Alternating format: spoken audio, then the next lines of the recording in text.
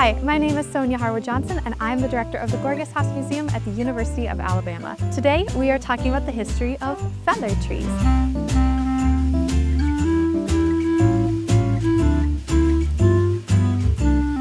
Feather trees were some of our first artificial Christmas trees that were originally created in Germany and brought to the United States between the 1880s and 1890s. Traditionally, people really loved the idea of tabletop trees or smaller Christmas trees that you could put on top of a table and then have presents all around it. If you look at the original drawings of people like Thomas Nast who talk about Christmas right after the Civil War and the early iterations of it in the United States, you see a lot of these smaller tabletop trees.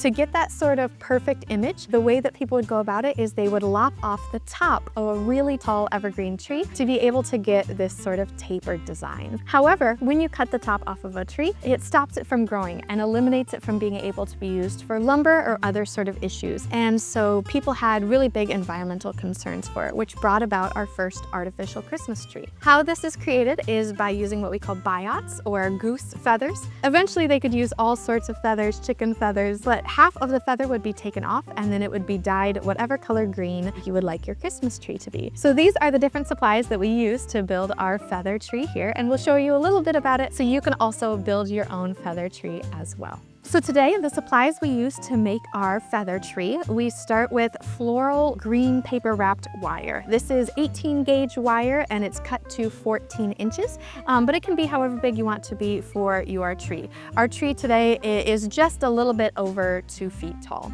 Then we have our goose biots, which are these green dyed feathers. And then we have our little holly berries that you can see get put on the end of the tree. And then to put it all together, we have masking tape, floral tape, some tacky glue, and any way to kind of secure it together. So you can use binder clips, paper clips, that sort of thing. And then whatever you want to use for your base. So here we went to Hobby Lobby and got some toy wheels and then a wooden platform for it to sit on. But you can use something you already have around the house, a little pot, any other sort of vase that you can kind of securely put it into. So when we first start, the very first thing we do is we are wanting to secure the berry onto the end of our wire. So you'll take the holly berry and the wire and you'll take the masking tape and just sort of wrap it around the end. And this way it'll stick together so that you can keep them all in one place.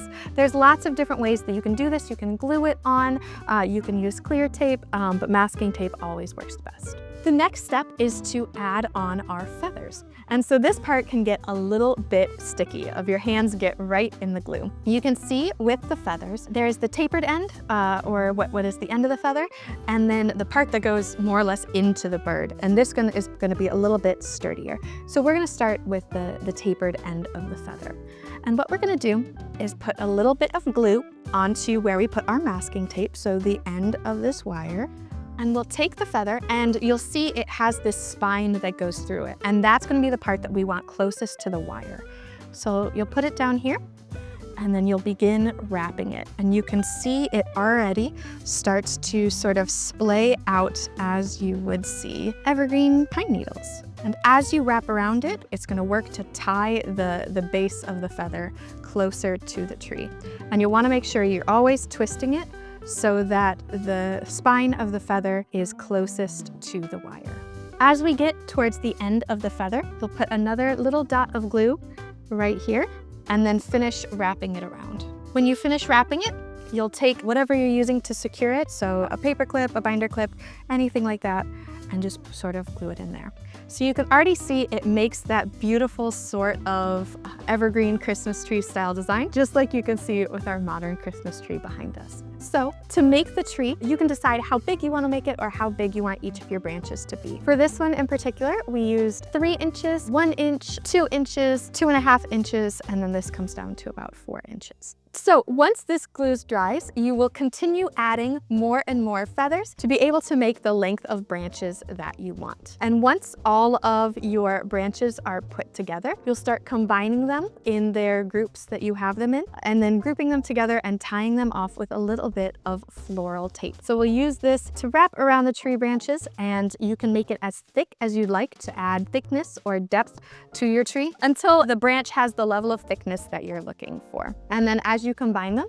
It's best if it gets thicker and thicker with each layer down. So you'll continue combining more of these branches that you made, bending them out a little bit so they can have their perpendicular look to the tree, combining them together, and eventually securing them by gluing them into the base. So that is how you make our Victorian feather tree. You'll notice it looks a little bit like a Charlie Brown tree, it's a little bit sparse between all of the branches, and that's done for a purpose.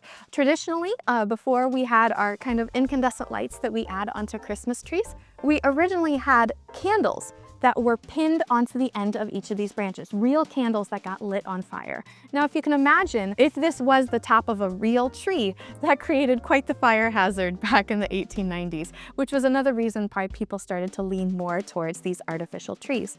And so by creating this space between each of the branches that allowed for these candles to be pinned on top, as well as spaces to show off the ornaments. A lot of ornaments were either expensive to order or were handmade, so they were the highlight of the Christmas tree, and this allows space for them to kind of show off. So if you would like to celebrate Victorian Christmas in a little bit more of a festive way this year, I highly recommend building your own feather tree or stopping by the Gorgas House to experience a Victorian Christmas.